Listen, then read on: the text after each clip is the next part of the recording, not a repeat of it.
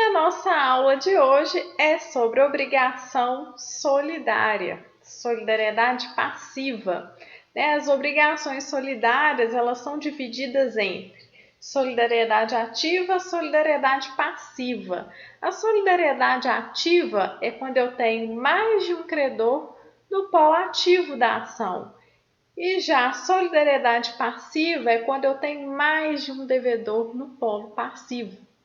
Então, as obrigações solidárias, elas estão previstas no Código Civil do artigo 275 a 285. E qual que é o conceito de obrigação solidária passiva?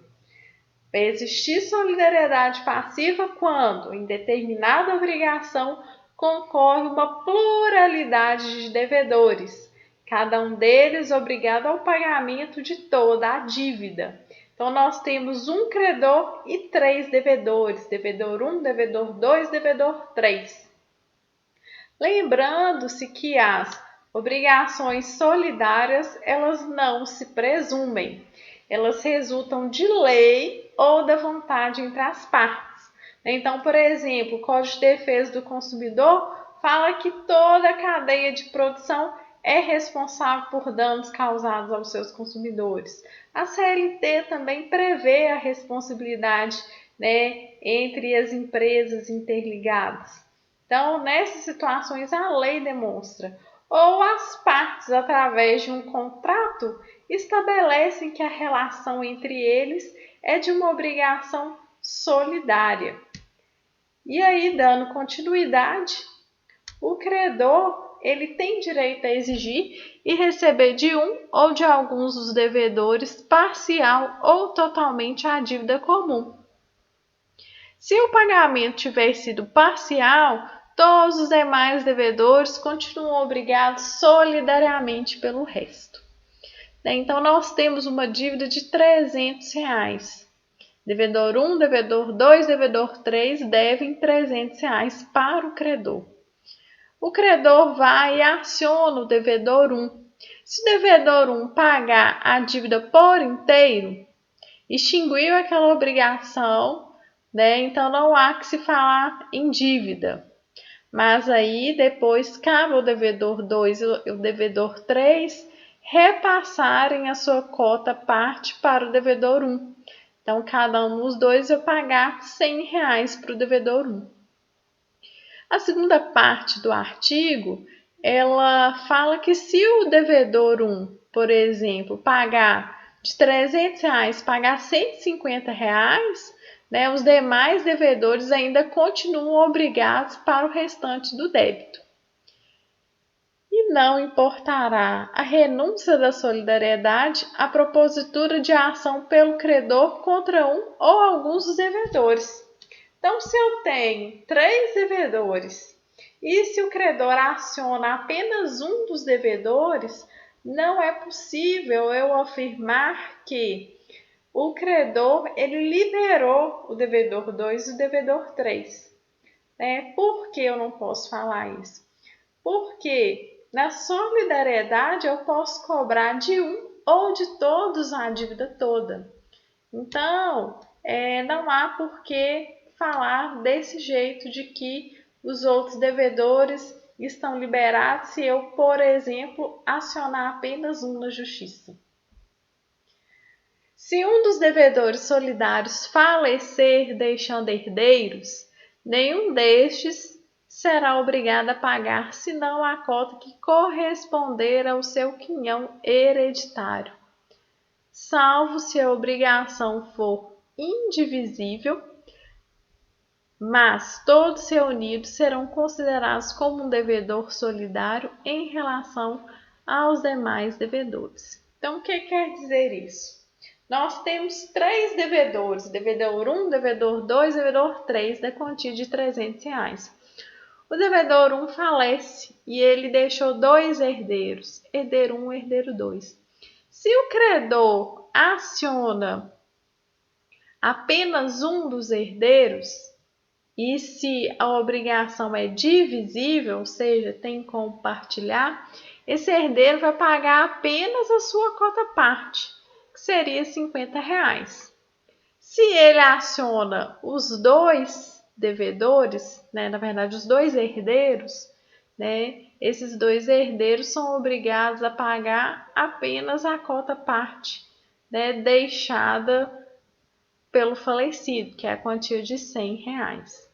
Agora, se a obrigação for indivisível, se os três devedores tinham que ter entregue um carro, e aí se o credor acionar apenas o herdeiro 1, não tem como o herdeiro 1 entregar parte desse carro, porque o bem é indivisível. Nesse caso, ele vai entregar o carro na sua integralidade.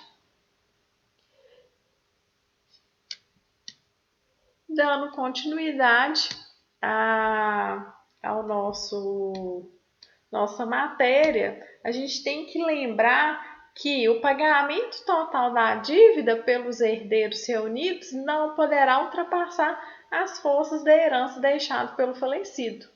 Então, não é lícito admitir que os sucessores, que são os herdeiros 1 e 2, tirem do seu próprio patrimônio, seu patrimônio pessoal, para pagar uma dívida deixada pelo falecido. Então, a dívida do falecido ela só é paga se ele deixou patrimônio. Então, antes de dividir para os herdeiros, paga primeiro as dívidas do falecido. Então, a gente tem a dívida que é indivisível, onde qualquer herdeiro individualmente pode ser compelido a pagar tudo, bem como qualquer devedor. E a dívida que é divisível. Nesse caso, se o herdeiro for acionado individualmente ou reunido com os demais herdeiros, onde cada um aí vai pagar a uma parcela da dívida. Qualquer herdeiro, ele paga apenas sua cota parte na herança, não podendo ser compelido ao pagamento que supere sua parte da herança, mesmo que tenha patrimônio pessoal superior. Então, o pagamento ele não pode ultrapassar as forças da herança deixadas pelo falecido. O pagamento parcial feito por um dos devedores e a remissão por ele obtida não aproveitam aos outros devedores, senão a concorrência da quantia paga ou relevada. Então, a remissão quer dizer o perdão. Então, nós temos 3 devedores que devem a quantia de R$300. O credor perdoou a dívida do devedor 1. Então, nesse caso, o valor de R$300 seria descontado a cota parte do devedor 1. Então, restaria aí um débito para os outros devedores de R$200. Então, o pagamento parcial feito por uns devedores e a remissão por ele obtida não aproveita aos outros devedores. E, além disso, o que a gente tem que lembrar? Que se o credor aceitar o pagamento parcial de um dos devedores, os demais só estarão obrigados a pagar o saldo remanescente. Foi aquele exemplo que eu dei anterior. Quantia de R$300, um devedor paga 150, os outros estarão obrigados ainda com o saldo remanescente. E se o credor perdoar a dívida em relação a um dos devedores solidários, que é a remissão, os demais permanecerão vinculados ao pagamento da dívida. Claro, gente, abatida aí a quantia que foi perdoada. A hipótese é de remissão ou pagamento de parte da dívida e não de perdão ou de implemento total da obrigação. Então, a remissão, ela pode ser dada para apenas um dos devedores. Então, se é dada para um dos devedores, não significa que perdoar a dívida toda. Vai perdoar só a parte da dívida que ficaria sobre a responsabilidade aí do devedor. E qualquer cláusula, condição ou obrigação adicional estipulada entre um dos devedores solidários e o credor não vai poder agravar a posição dos outros sem consentimento destes.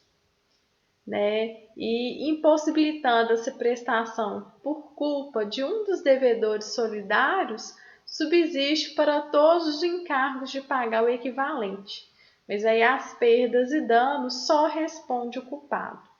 Então, na primeira fala que eu disse, se eu estabeleço que eu, quanto credora, falo que o devedor 1 vai ter que pagar a dívida lá em Belo Horizonte e através de cheque.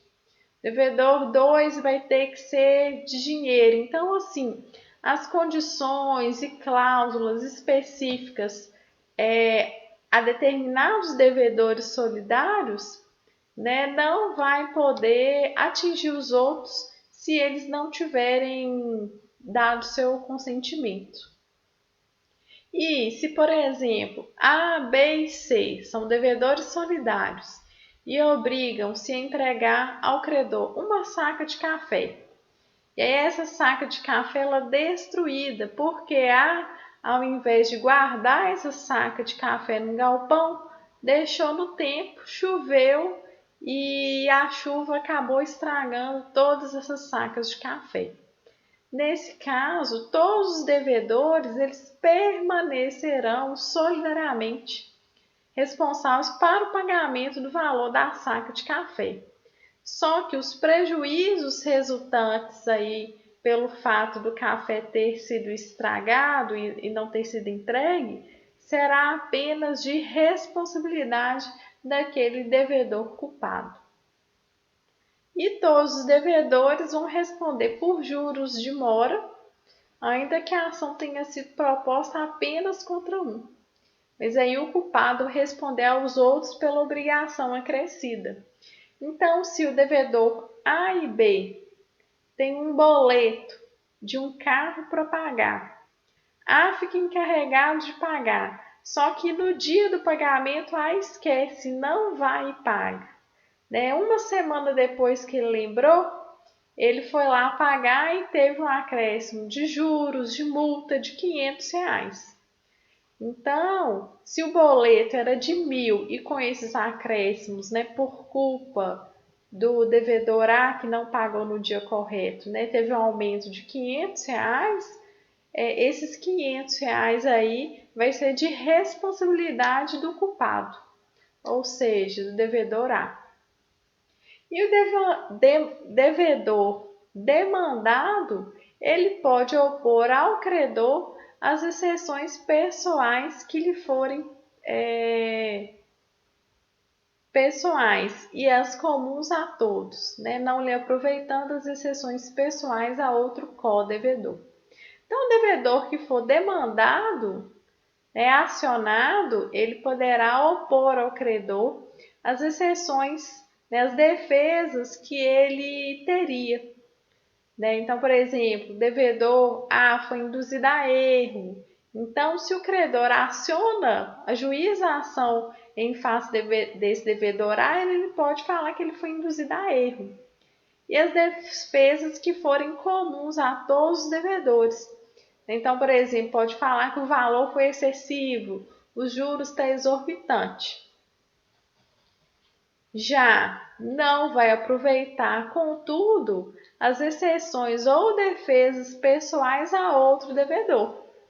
Então, se o devedor A foi induzido em erro ao assumir a obrigação, não poderá o devedor B, se for acionado na justiça, justificar que A foi induzida a erro. Utilizar contra o credor essa defesa que apenas cabe ao devedor A. O credor ele pode renunciar à solidariedade em favor de um, de alguns ou de todos os devedores. E se o credor exonerar da solidariedade um ou mais devedores, continuará existindo, subsistirá a dos demais. Então, o que quer dizer isso? Que o credor ele pode renunciar à solidariedade, falar assim, olha, tem devedor A, B e C. Eu vou perdoar, renunciar à solidariedade de A. Então, a dívida é de R$ 300, Então, vai retirar a cota parte de A, que é R$ 100. E o devedor B e C ainda continua com essa responsabilidade solidária, né? Então, a renúncia à solidariedade é diferente de renúncia à dívida. Então, a renúncia à dívida é perdão dessa dívida, é a remissão dessa dívida. A renúncia da solidariedade vai falar assim: olha, devedor A, sua cota parte é só você que vai ter que pagar. Já os outros devedores vão poder cobrar a integralidade de um ou dos dois ao mesmo tempo. Então, nada impede que o credor ele renuncie à solidariedade em favor de um dos devedores, né? Então, ocorrerá, por exemplo, no caso de o credor receber parcialmente de um devedor e dar-lhe a quitação. Aí o credor demonstra desinteresse em receber a integralidade da dívida. E a renúncia da solidariedade, ela pode se dar também por meio da manifestação expressa da vontade, excluindo um ou mais devedores sem extinção total da dívida. Então, pessoal, essas são algumas considerações que eu queria fazer sobre a solidariedade passiva. Bons estudos para vocês!